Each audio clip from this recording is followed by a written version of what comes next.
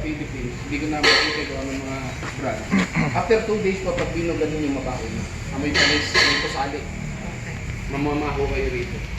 Yan po sa atin, hindi po yan bumabaho kahit ilang buwan yan, kahit mag-lockdown ulit. Hindi po yan mabaho dyan. Naman, sir.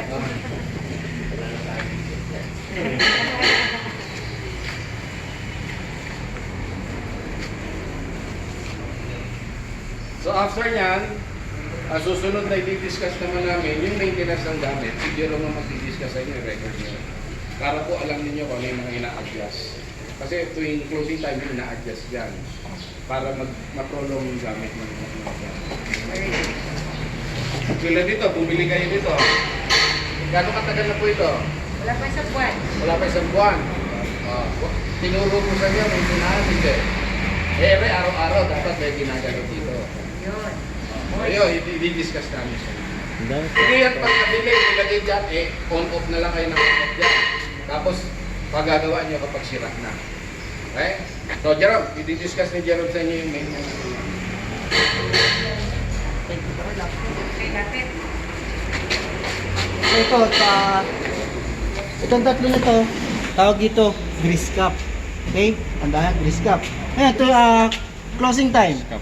Sarado na kayo nun. Itong tatlo na to, pipihitin nyo to, clockwise, 2 beses. 2. Clockwise. Ayan, dadating yung time, sasagad na yan, kapipihit nyo. Okay? Sagad na, hindi nyo na mapihit. Release nyo lang. Kunin nyo. Full? Tapos, kargahan nyo ng panibagong grasa. Okay? Ito, kasi pag nalagyan ng grasa, ikot mo ulit 2. Ito kaya natin pinipihit para dito sa 3 piston. Siya yung nagbibigay ng pampadulas. Kaya kung hindi nyo mapipihit ito, tatagal ng tatagal, dadating yung time, gaganit yan, masisira yung pump. Ano Kaya, yun? Pupunuin yun? Yung grasa? ito, pupunuin nyo to. Pag naglagay kayo, pag ganun, para hindi siya aapaw pag Ini-grease? Ini-grease? Synthetic? Yung, Anong grease? Ay, kahit na ano? basta yung malapot lang, huwag yung malabnaw. Okay, pag binalik, 2 ikot lang ulit. Dumating yung hapon, closing time, pihit lang ulit 2 beses. 3 yan ha, ito 3 na to, hindi pwedeng ito lang. Lahat ito. Okay, tatandaan yan para hindi masisira yung tank niya. Kasi gaganit yan, hindi na siya gagalaw. Masisira na. Okay, next sa motor. Ito meron tayong 2 kapasitor. Isang starting, isang running. Ngayon darating yung time na kita nyo uusok to. Huwag kayo tatakbo doon sa mga nagre-rewind ng motor. Sasabihin sa inyo, sira yung motor, sisingil lang kayo ng 4.8. Ngayon, napapalitan lang nila itong 2 lang na. Ay, pag tumigil yung motor, kalasin nyo lang to, putulin yung wire, dalhin nyo lang yung 2. Kasi bago masira yung motor, mauuna yung 2 capacitor. Kasi ito yung nagseserve ng kuryente sa kanya. Kaya huwag kayo magpapaloko doon sa mga nagre-rewind ng motor. Ito lang 2, dalhin nyo lang. Tapos meron namang code yan, pakita nyo lang sa kanila, yun lang yung bibili nyo. Tapos i-connect nyo lang ulit yung wire. Okay? Next, change oil. Ito may change oil din. Sa tugal ng 3 to 6 months, nakita nyo yung langis item na. Ngayon, mag-change oil na kayo. Pag nag-drain, dito, kakalasin nyo lang to. Then, pag nagsalin, dito lang. Ngayon, pag nagsali ng langis, ganito lang. Huwag masyadong puno. Kailangan may tirang konting bula sa ibabaw. Makikita yan, sir? Yes po, kita na. Makikita. Ang langis na dapat na gamitin lang, yung mga pang motor, mga pang 4-stroke lang na motor. Hindi kayo pwedeng gumamit ng ibang langis. Ng langis. Yung mga pang tute, hindi pwede. Mga pang 4-stroke lang. Okay? Yan na. Yan dito lang ha. Huwag sosobra kasi luluwa yung oil seal niya. Okay? Next, yung belt. Dadating yung time, magpuputok-putok na yan. Ngayon, pag bumili kayo ng pamalit na belt, magandang tatak yung bando. Ano na? Bando po ma'am. Bando. Bando. Ganda po yun. Tapos, Una na po yun, parang masira. punta kayo sa mga bilihan lang, pakita nyo lang din yung code. Code. Okay. Ito, pag tinanggal, dito lang po kayo nagpipihit. Pipihitin nyo lang yan, magdidikit sila para makuha nyo yung belt. Pag binalik nyo yung belt, ganito lang yung tamang sikip niya. Huwag yung masyadong sikip kasi hindi na masyadong iikot yan. Ganito lang. Okay? Question kayo? Wala. Tatandaan nyo yung mga maintenance ha. May salang siya. Kasi yung grasa, Ang gagamitin doon? Pang 4 stroke lang. 4 stroke. Tulad na... Punta kayo sa mga gasolinahan, sabihin nyo mga pang 4 stroke. Hindi pwede yung sa mga nausog. Pang Hindi, mga basta hindi pwede yung delo. Hindi force na yun. Basta sa mga gasolina na kayo. Ganito lang, salad. Okay? Tandaan nyo yung maintenance ha. Tapos, may maintenance na, alaga lang sa punas. Para hindi magmumukhang luma yung gamit nyo. Kasi mamaya makita ni customer, dumi ng gamit nyo. Lilinisin nyo yung sasakyan niya. Ayun, isipin niya, paano nyo lilinisin yung sasakyan niya kung yung sarili nyo gamit hindi nyo malinis. Pupunin mo Okay? yan. Alaga lang din sa Pag ito, punas. kapipihit mo pa. Yes, next sa phone tank naman. Pupunin mo siya.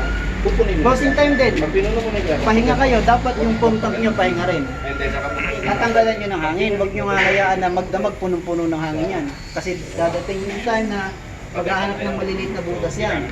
Sisingaw na yung pompa nyo, masisingaw. Every closing tanggalin niya. Every closing time, release yung hangin. Sara lang to yan. Ibig sabihin nakasara yan pag nakaganito. Oo. Sara. Okay. Release nyo lang yung hangin. Kailangan lagi siyang magula. Pababa. Taas. Pataas yung release na hangin. Yan na yung hangin niya. Ito yung hangin niya. Then pa, na-release niya hangin, sarado nyo lang, hayaan nyo lang yung nakasara to. Oo. Okay, tapos punas lang din. Pagkahayaan yung mga ganito. Kasi magkakalawang yan. Pangit na tignan, bagong-bago pa. Kahit na stainless. Yes po ma'am. Punas lang din ang punas. Ito sir, anong gamit mo? Ito yung sumisingaw dyan pag yung sobra yung hangin. Mamaya iseset na namin to para sakto na lang yung hangin. Parang release niya. Yes. Para hindi pumutok. Okay, okay tayo dito. Sa compressor tayo. Compressor. Ito may change din. Okay? Pag nakita nyo yung langis din, kagaya nung may itim na, change yung loading kayo. Dito nagsasalin, dito naman nag-release. Ang langis na gamit dito, kagaya lang din nun. Paras lang. Tapos, motor. May capacitor. Nandito naman, magkasama na yung kanya. Ito lang din yung papalitan. Okay? Tapos ito, dinidrain din. Halimbawa, ginamit nyo to. Tapos sa paggamit nyo, may nalabas ng parang tubig, may tubig. Magde-drain na kayo nito. Okay? Kaya pag nag-drain, siguraduhin na ubos yung hangin, nakasiro.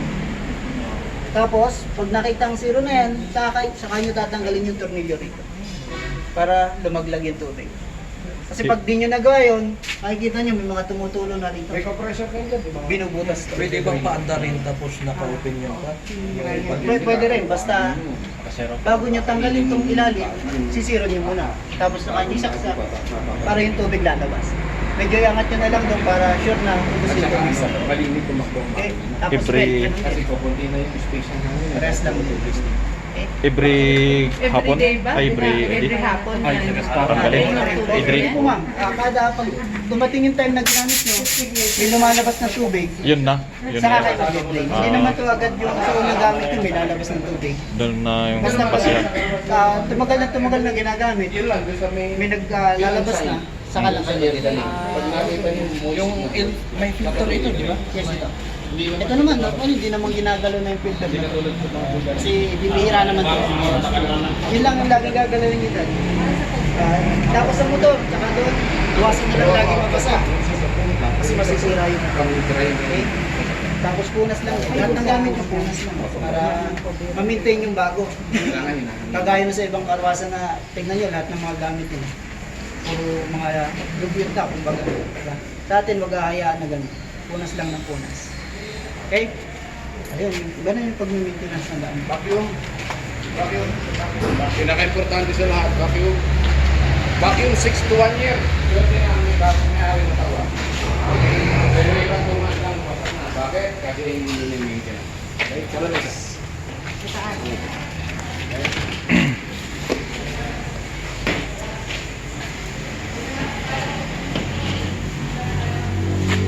Okay, vacuum.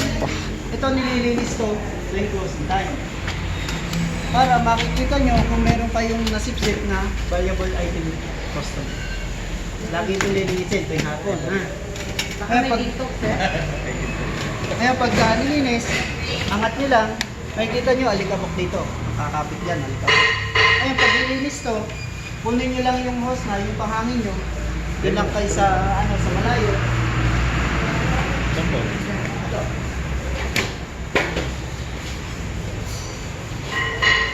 Magaan lang na hangin.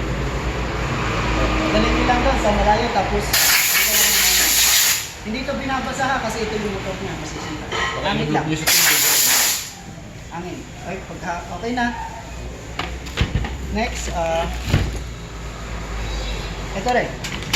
Pag inangat nyo, lahat ng dumi nakakapit dito. Yan yung filter natin. Ito yung filter. Ito pwede nyo itong labhan. Hindi ito kagaya ng sa iba na pa, pwede nyo ito nasisita. Paano yung paglabas, sir? Gagamit po kayo ng pressure Ah, runner. pressure Ganun lang po. washer. Kapag wala po, yung pakalat nyo, yung kilos. Pero kung ali-ali ka po lang po, hangin mo. Hangin lang din. Kung wala namang kitang mga dumi na masyado, hangin lang. Pwede nyo rin siyang ipagpa. Huwag lang masyadong malakas. Kaya madali masira ang motor ng bagyo. Pag ito hindi nyo nalilinis, kakapit dito lahat ng dumi. Kaya ang ating motor, kailangan may nakikintog siya ng pataas. So pag wala na, barado na, mahihirapan mag-uulog dito. Yun yung kalimitan na nangyayari sa motor. Kaya kung araw-araw nalilinis yung tatay. Kamusta yung vacuum natin? So, pinuksan natin yung windmill ngayon. Okay, next. Kita nyo, pag nakuha yung filter, lahat ng dumi na sipet, nandyan. Yung mga... Ito, huwag nyo basta itatapon. Kailangan kayo mo, meron po kayo nalagyan ng valuable item na customer. Para mamaya, Kasi mamaya meron doon, meron pa ako ng ligaw, merong filter, may pustiso. Hindi mo alam ano yung nasipsip mo. Pag may nakita kayo, i-surrender mo na ma'am, and then itatabi dito yun. Lagyan nyo ng ligo, anong araw yung nakita yun. Okay. Isakan mo ngayon itapon. Hindi yung tapon ng tapon. Minsan kasi ang karwas ko, kinukuha lang yung mga barya eh.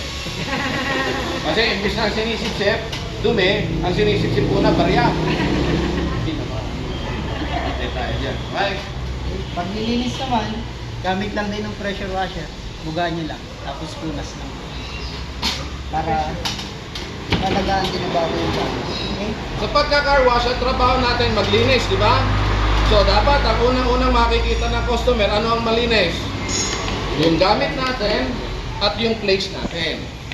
Kasi kung ang place mo mukhang dugyot, mag-iisip ang customer, paano maglinis itong mga to? Sarili nilang pwesto, hindi nila malinis.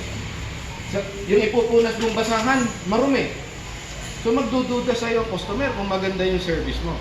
Kaya kailangan lahat ng gamit natin malinis. Including yung sarili natin, ha? Kailangan yung personal hygiene natin. Ano tayo? Presentable tayo sa customer. Hindi tayo pwede katulad ng ibang karwasan, ha? Ang haba na ng buhok, mga nakahubad pa, kasalubungin ng customer, matatakot, akala may rating yung driver nito ba? Ano ba ito? Mga adik ito, mga ito. Huwag ganun. Kailangan presentable tayo para makakasap tayo ng customer. Maraming karwas ako nakita nito. Late kayo na nagkarwas. Anong gagawin natin? Nanakawin natin customer nila. Paano natin nanakawin customer nila? Kung pagpasok pa lang, natatakot na sila sa atin. Ang maggamit nyo, ang dudumi. Ha? So lahat yun, tumulong namin sa inyo. Kung kinakailangan mag-uniform kayo, nakabubis kayo, okay na. Kailangan makahatak tayo ng customer. Makukuha natin yung mga shooting nila. Okay? Okay. Ay, pag pinalik, yun yun. Tapos ito, sa gitna lang. Tapos itong pula, lagi nakatapat lang dito. Dito. Pag pinalik. Tapos lock lang. Then itong hose, dito lang lagi nakalagay. Hindi siya pwede dito sa likod. Kasi pabuga yan, hindi siya makakasipsip dito. Ito lang lagi. Tapos pag tinabi nyo naman, ikot nyo lang yung hose. Hindi pa pwedeng mag-extension para mahaba-haba. Pwede naman. Tapos ito, tabi nyo lang sa mga hindi, dun sa hindi mababasa. Tapos punas lang din yung labas. Para lagi mo kang bago. Okay, yan ang maintenance. May question sa maintenance bago tayo lilipat. Kailan i-drain ang air compressor? Pag may tubig niya sa lumalabas na... Bigyan ng jacket.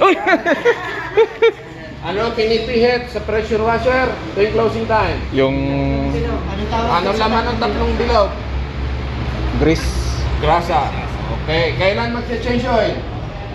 Madumi yung Pag maitim na. Maitim na yung... Huwag kayo manghinayang, konti lang ang langis niyan. Ay, isang ganun, hindi nyo naman Yung 1 litro niya, sobra-sobra sa dalawa na yan. Okay? Kailan mag-dilinis ng vacuum? Pag mabigat na. Pag hindi na buhat. Oh, closing Every time. closing. Okay? Maintain nyo yan. Para tatagal lang inyong gamit. Foam tank. Gano'ng karami shampoo ilalagay? 500 500 ml. Very good. Sa gabi, anong gagawin natin dyan bago kayo matulog? Air release. Release ang hangin. Kayo nagpapahinga, siya magpapahinga din. Imaginein mo lang 24/7 siya. Pressurize siya, di ba? Oo. Masisira agad.